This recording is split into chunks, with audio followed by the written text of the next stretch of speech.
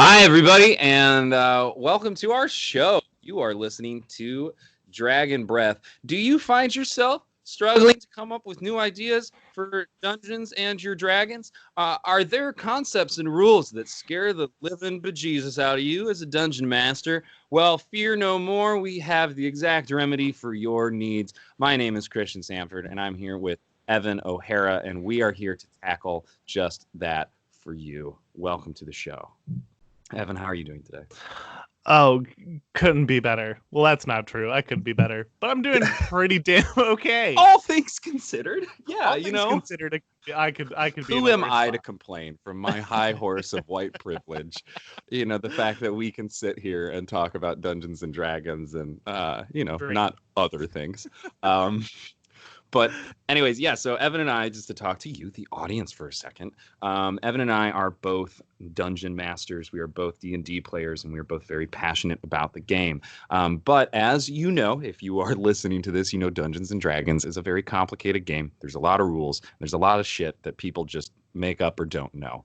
And we are here to give you the resources and the tools to hopefully analyze that. And here in our first episode, we're really just going to sort of lay the groundwork for what you'll be listening to in the future. We will be running games of Dungeons and Dragons with our friends, short one-shots that we will be hopefully posting onto Twitch. And we will then be analyzing those games to, talk about mechanics, to talk about gameplay, player relationships, basically things that we struggle with as DMs we want to present to you in the show to hopefully cure your dragon breath. So, Evan, why don't you give yourself a little introduction? Go ahead and just sort of explain why people should give a shit about you. Absolutely. My name is Evan O'Hara. I live over here in Michigan, Royal Oak at the moment. I am a master's graduate of Oakland University of Media Studies and Communication. And during that time in school, I spent a decent amount of time doing a little bit of research into games and interactive media. So I've always absolutely loved this. Started playing Dungeons and Dragons when I was in my freshman year of college, taught to me by my freshman year RA, Levi. Thank you so much. If you ever end up listening to this, I'll send you the link. But I can just tell you, I mean, I've had a bit of experience. Like, I've run campaigns that have run for years. I've run campaigns that have been a month long. But I mean, I think as every DM knows, we are so often at the table and we get blindsided, or we weren't fully prepared, or we started to tackle something and, some angle that we didn't consider came up, and we found ourselves, frozen or at some kind of a loss at the table.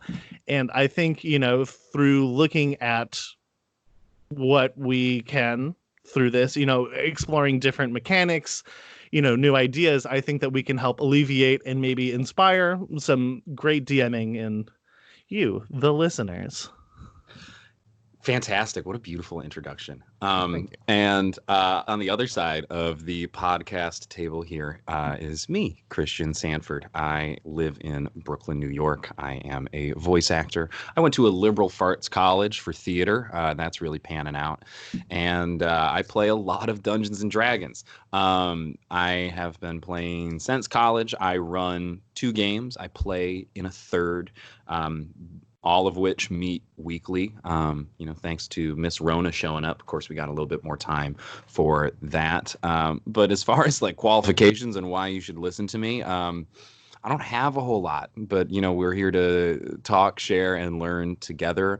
Evan's going to give you more of probably the scholarly side of analysis, where I personally, my focus with Dungeons and Dragons is collective storytelling. As a theater major, an artist, it's something that I'm drawn to, that I think is so beautiful and unique about Dungeons and Dragons. The fact that it is collective storytelling, that the players at your table are the protagonists pushing the plot forward, and you as the dungeon master simply get to facilitate that and present the world and its conflicts. And that, from a creator standpoint, I think is so beautiful, because for me, art is at its best when you have as many people collaborating as possible. And the fact that you can have, anywhere between 3 and 8 players at a table, all collectively sharing their ideas. Oh, I know, Evan, you gasped at that. Maybe maybe that's an idea for an episode later. We'll see, like, how can we help alleviate DMs who are stuck with,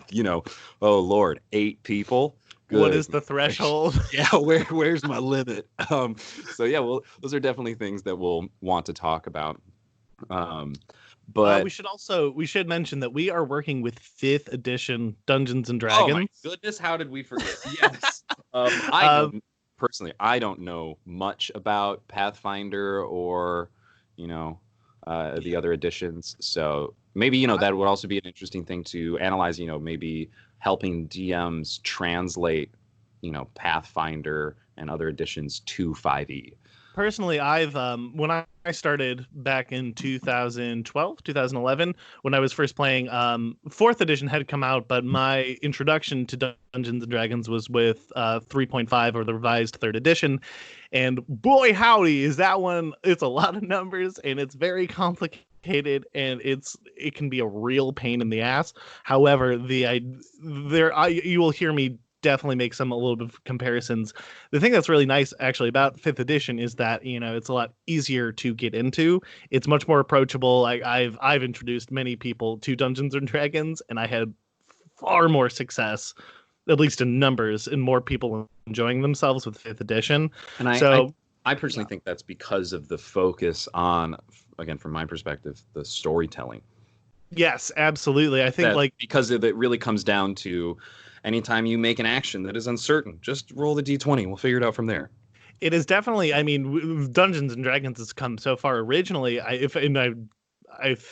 believe what I'm saying is true. That the original Dungeons and Dragons was, sort of a splinter off of like more of a large scale war game. So that's where it started, right? It was a lot more numbers. It was a lot more. Yeah. So Gary Gygax and his friends were looking for more ways to explore tabletop gaming and specifically combat. So, things that you probably recognize like Warhammer and those sort of things. He was looking for, more advanced battle sort of games, and that's where they sort of landed on the 1st edition of Dungeons and Dragons. And I think the sort of interesting thing about tonally is that really, like, 1st edition's Dungeons and Dragons is like, you brave adventurers are outside of a dungeon. You want to explore it? And the assumption was always yes. And I feel like now there's a little more nuance and convincing players to explore those things. And absolutely. I mean, think about it. If you look at the 5th edition character sheet, there's a whole bit there that's like, what's your bond? What's your motivation? Like, what's your flaw? Those things were not included in like past editions, at least not up to 3.5. They were not included on the character sheet. So even the character creation itself, especially with the introduction of background, which is something we will get into actually in a moment, that ties in to your character, and while affecting it mechanically, allows the character to, at least on a surface level, create a character and thus a piece of a story. Very well said, Evan. Oh, thank you. Yeah. But yeah, I personally think if you are here already, you don't really need to sell you on the ideas of Dungeons and Dragons. I feel like if you are seeking us out at this point, I mean, if you are new to Dungeons and Dragons, maybe actually, I'm gonna redact that sentence.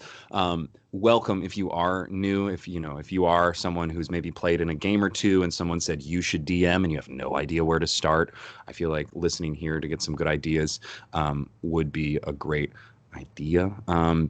How about we talk about sort of our own styles as players and as DMs, and we can sort of give the context of where we're coming from on what sort of games we like to run, so that, when you, the listener, get to our one shots, you kind of have an idea of, on both, and we should probably mention both Evan and I will be running games. We will be switching back and forth and inviting a couple of our friends to play with us. So Evan, do you want to talk a little bit about your sort of DMing style, things that you like to do thematically, how you like to run games? Absolutely. I think on the whole, I've run a number of games, and I definitely think I tend to lean towards a very high adventure sort of play style. I typically don't have my characters spend a whole lot of time in town. There's not too many downtime activities when I'm running at least long-term games. I definitely like to feel that my focus as a DM is that things should be exciting. Personally, when I got into Dungeons and Dragons, I was like, the reason I did it wasn't so I could, pray at the church or do this. It was because I wanted to fight a dragon. I wanted to delve into a dungeon. I wanted to slay goblins and save this person. So when I go into DMing, I just love to look at what my players had in mind for like that sense of adventure, right? Like what pulls them there. And I think that Mm. idea of excitement and forward movement is definitely how I tend to focus a lot of my DM energies. How to direct your murder hobos. Absolutely. Hey, we are playing a game that where you have the premises. You got to town and you went to the barkeep and you went, "Hey, is there anything that needs killing?" Yeah, exactly. I mean, that is right because you are playing extraordinary characters. You are not playing the average villager.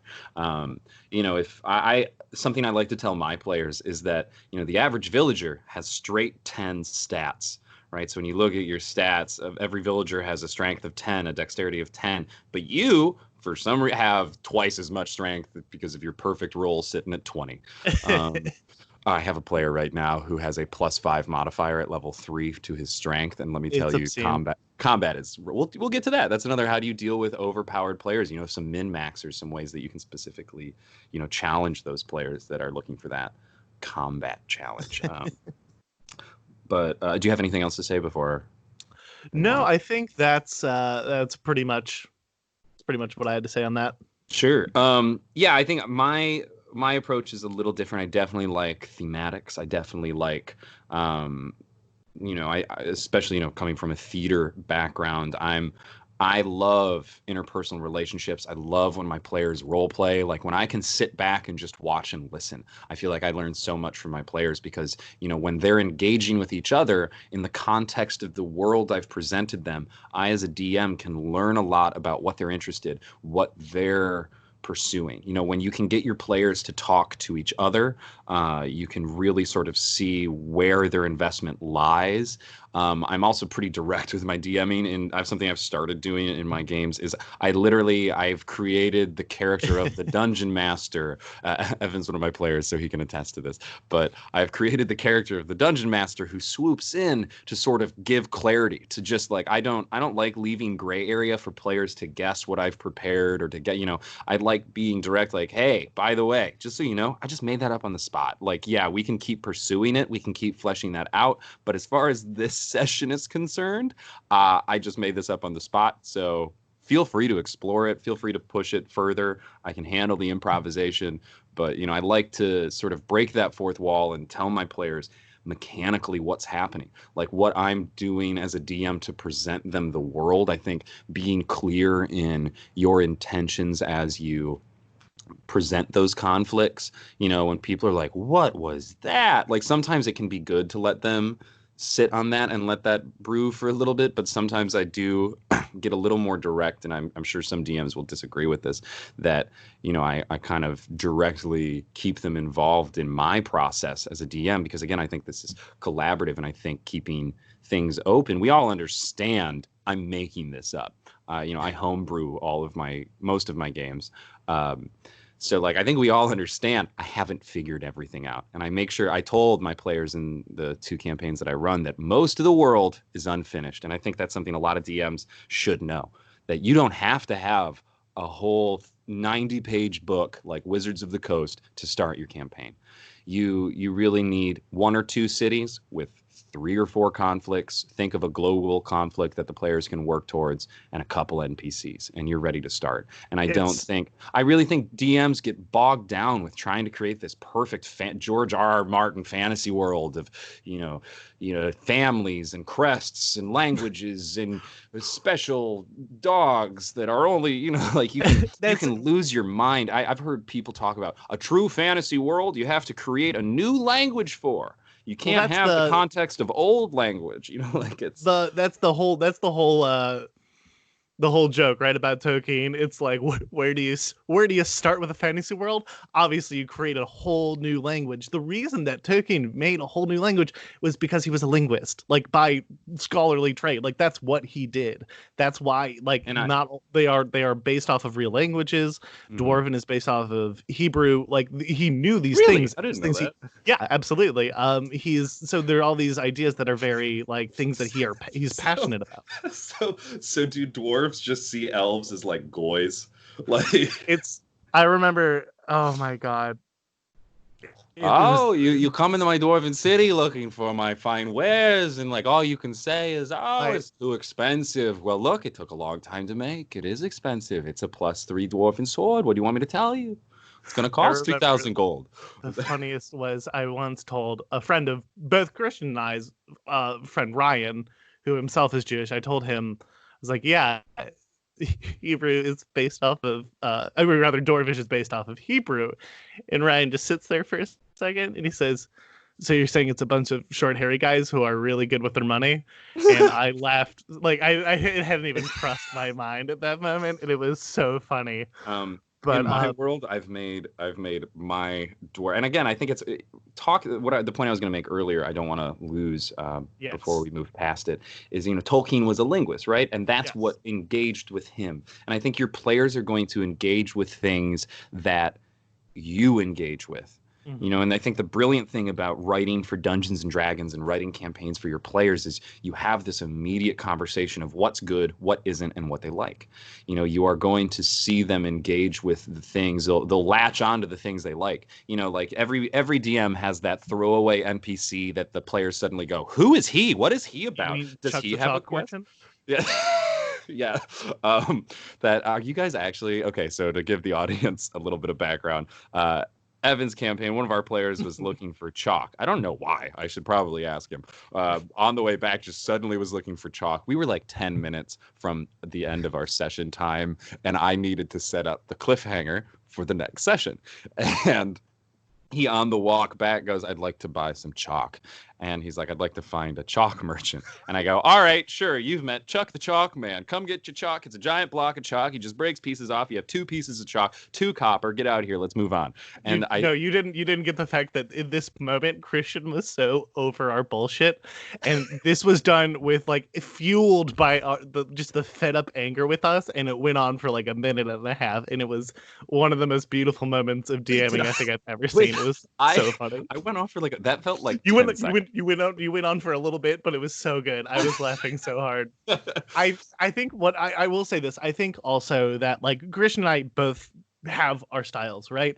But that also doesn't mean that like these are the only styles. You could be somewhere in between. You could be somewhere completely elsewhere, right? A lot of people are more focused on like that direct combat and how to do this, and that's good. That's fun. Like right? Like if that is if that's what Dungeons and Dragons is to you, hell yeah, do it. And we're gonna do our best by bringing in other DMs, as our guests who maybe are a little bit more focused in that sort of arena.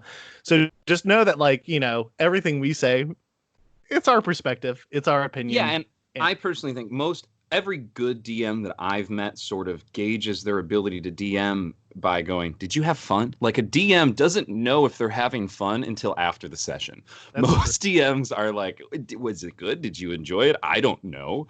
And that right? Yeah, and I think like when it comes down to it, it is your friends gathered around a table to experience something you've taken care to present to them. And I think as long as you're having a good time, and I think that's what's so beautiful about Critical Role and Adventure Zone is that you can tell at its core that everybody's just having a goof. Everybody's having a good laugh, and everybody wants to be there because they're having fun. Mm-hmm. And if that's how I judge if I'm DMing well is I go, "Well, I don't know. Did you have fun?" And as soon as my players say, "Yeah, that was a blast," I go, "Then I had a blast. I had so much fun." As long as the things I present to you are still fun, I'm going to still enjoy doing that. That moment of relief, right? Where you're like, "Yeah, oh, thank God." And I think DMs can get sort of really sensitive about it, but these are your friends. These should be people that you like and care about, and you're gonna maybe you have someone at your table who you don't know that well. You're gonna get to know them very well because you're gonna have these shared experiences, right? Like that's some of the people I've played Dungeons and Dragons with are my closest friends because I have had experiences with them that I can't have anywhere. I have with my friends stopped a world-ending meteor by turning one of the party members through true polymorph into a dragon. He hurtled towards it like fucking the Iron Giant, shattered through it. Oh, it was amazing. Like we all share that memory and we will never forget that, and those are memories and things that you create in your own mind. We don't even play that game together at a table together. We play that online and we're able to have that connection. These are people I don't see anymore in person, but I get to go on adventures with them and I get to create inside jokes and we have all of these experiences together. And that's really how you form stronger bonds in friendship, is through experience and trying to understand each other. And I think we really do understand something about the story. We learn something about each other when we see the stories we want to tell. And that's what I think is so beautiful about Dungeons and Dragons, is it is so personal. You always love it. That's the thing. Dungeons and Dragons is a game that as long as you are pursuing the things you like as a player, you're having fun. Because you're invested in it. You're the one who's moving that plot forward. And as a DM, I think it's important to remember that as long as your players are playing the game, as long as your players are moving the plot forward, they're having fun because it's their plot. It's their story. So don't worry about it. There's no pressure. You're doing great, sort of. Absolutely. Well put. Yeah. And I think, sorry, it's a process, right? Don't, like you said, don't write a whole book. Don't do this. Remember that you are taking it step by step and you're going to change and you're going to adapt between what you want and what you love and what your players want and you love. And just remember, take it step by step. It's a process. And I think that is a perfect point to pivot here. If you have made it this far into the podcast, God bless you. I love you so much. Thank you for listening this far. It means you care, and I love you unconditionally. So Evan is going to be DMing our first one shot. So I think this is we're just over 20 minutes in. And I think this is a perfect point to pivot and talk about. So we're going to set up our first one shot, which you'll be able to tune into shortly. You can watch it live with us. Well, we have not figured out when we're doing this because, there's like a global crisis happening. So, but you'll be able this to will be join posted us. at an insert date here. Yeah, exactly. But we want you to tune in live for those. We will post those audio files somewhere for you to listen to if you'd like to listen to it as an extension of the podcast. But this podcast is going to be mainly discussion, and you can tune in for our one shots, which we are going to keep short and condensed. So if you do love Critical Role or shows like that, and you don't want to tune in for 4 hours, we're going to keep our one shots really to the core of the mechanic we're looking at. We're probably only going to have 3 or 4 players in a session, so things should move pretty quickly, and we're going to try and keep our one shots to around 90 minutes, capping out. I really think we should tap out around 2 hours. Mm-hmm. So Evan, do you want to set up the one shot you're going to be running for us? Absolutely. So like we said earlier, each one of these one shots is going to try to focus around a certain kind of mechanic or tool or some kind of concept that will bring and define the game. This one, for example, I have always been curious about running. A lot of the times we have thematic campaigns, right? Somebody wants to do a heist or maybe a war campaign. And one of the cool mechanics, as mentioned earlier in 5th edition, is the use of backgrounds. So the backgrounds, again, most of us probably know, but just for the sake of explanation, is how I always view it is, how does your character fit into the world? Right? Are you a soldier? Are you a criminal? Are you a charlatan? Are you some kind of folk hero? Some of the examples. Sorry to cut you off. The way I phrase it to my players is, what was your character doing before adventure?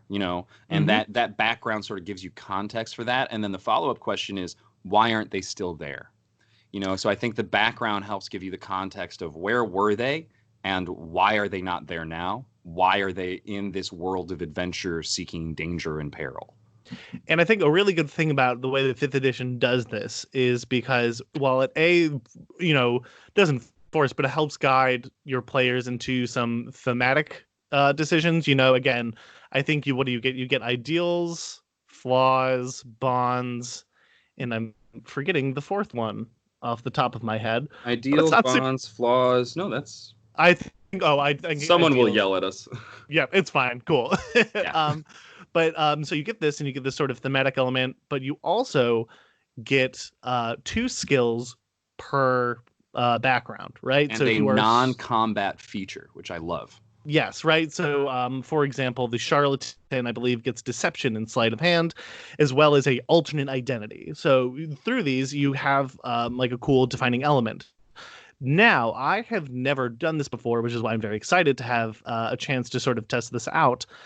When creating a thematic campaign, it can, I believe that it would be very useful. My hypothesis is that it would make an interesting narrative if everybody uses the same background on a few levels. Narratively, things can fit together a little bit more. There's a little bit less of like, why are we all together? There's a lot more common ground.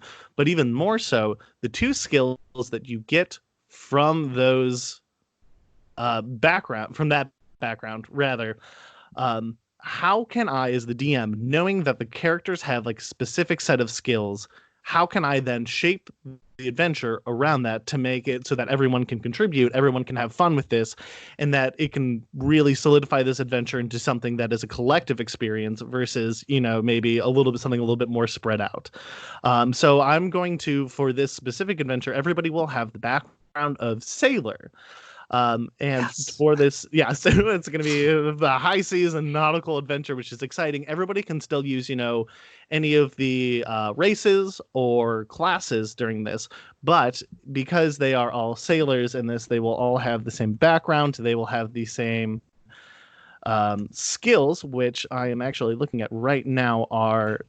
I think it's athletics and something else. It's athletics and something. I've just pulled something up in like Well, 500 while you're pop-ups. looking Yep. for that, It I is also athletics and perception.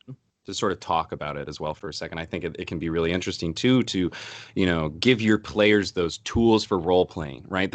Role playing is not intuitive for everyone. You have to remember that as a DM, that not everyone wants to sit and talk in a funny voice. I personally love it, but to give players that opportunity to maybe try to engage in that way. How do I speak as someone I am not? Not a lot of people spend a lot of time thinking about that. And if you have people who want to try the game, you as a DM can give them tools and opportunities to explore that easier. And, I think what Evan has thought of here, which is so brilliant, is, you have given us all the same background. And within that, right? So if we are all sailors, there are then roles to explore in that. Am I the powder monkey? Am I, a ship hand? Am I up in the crow's nest? Am I the captain? Right? Who is, right? There's an order suddenly. There's a hierarchy. You have ways to role play that directly. You have a job, a background, and shared experience with someone that gives you, as an actor, that's everything I need to do the scene, Absolutely. And I guess we should also note that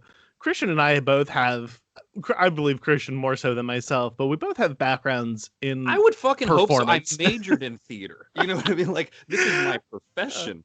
I'm trying to be a voice actor. Thank you very much. Maybe something I should have mentioned also during our introductions is that so Christian and I know each other in high school from our involvement in forensics, which is a sort of competitive performance, which is absolutely wonderful. But is also something I've done through high school, through college, and even in grad school. I helped run our team, right? So we're all very versed in this performance sort of element of Dungeons and Dragons. So remember, and again, you don't necessarily need to for everything, but and if you are a DM listening to this, our one shots, we're making sure that we're going to invite at least one seasoned player and one sort of fresher player, so that you as the DM can see how a more experienced player might deal with this material, how a more novice player might experience this material. So that way we can give you a spectrum of how it's going to be engaged, right? So how you can help people who aren't as, versed in Dungeons and Dragons, and how you can sort of maybe reel in someone who is always piloting the ship, pun intended. He's got jokes. But yes, so high adventure on the high seas will be what is on the horizon here. So I'm looking forward to what Christian has in store for his character. I don't know if we've necessarily narrowed in or solidified who our guest players will be. I can say one for sure. So one is a close friend of mine. His name is Danny Brothers. He is a very experienced DM. He's been running games for I think like 5 years at this point. And he really gets the game. So I think he would be really excited to do this. I've talked to him before, so he's on board for this. Also pun intended. And but yeah, you will hear from us where you can listen to all of this. Is there anything else that you want to preface about the one shot that you think our viewers should or listeners should know? No, I think I enjoy the, maybe leaving it a little bit, open-ended, a little Come bit and find mystery. out. Yeah, you Yeah, gotta exactly. Like, find get out here. next week on Dragon Breath. Uh, but I think that's yeah. So next time you hear from us, you'll be able to see that campaign, that one shot, and then after the one shot, we will meet to sort of talk about that, analyze it, talk about those rules, and then establish the one shot I will be running, which I have not figured out. So. Uh, and look at that. We just hit 30 minutes. I think this is a perfect time for us to sort of wrap up. Do you have any final thoughts, Evan? No, I'm just excited that we get to talk about this. It's something that we are both passionate about, and I'm excited to see what we can find out and figure out and contribute. Yeah, and again, look, we both Evan and I again are both very passionate about this. This is something that we want to share with people. We want to encourage people. The world needs more DMs. And if you're scared about it, we're here to help you. We want to alleviate a lot of that fear and stress that comes around being a DM. We're going to make sure to post all of our one shots for public access as well. So if you listen to our one shot and said, I would love to run that for our players, we are going to find places to post that material. Again, this is like our pilot, so we don't have any of this figured out yet, but we will gladly post those freely for people to use. We want this to be an accessible game. I really think Dungeons and Dragons is such an important, formative experience for people. It allows people to try leadership positions in the safety of roleplay, where the stakes feel real, but they're not. That you can explore what is it like to work with people you might disagree with. What is it like to, can you, in grave moments of peril, put yourself together, formulate a plan, and take action? That can be so useful in everyday life, and I think it should be something that everyone should try. So if you, the DM, are as passionate about this as we are, please tune in next week so you can hear our adventure and, future analysis. And hopefully, we can lessen the stank of your dragon breath. Well, we don't have like a sign off for the show yet, so we love you all. Please tune in next week, and I guess that's it. Looking forward to it.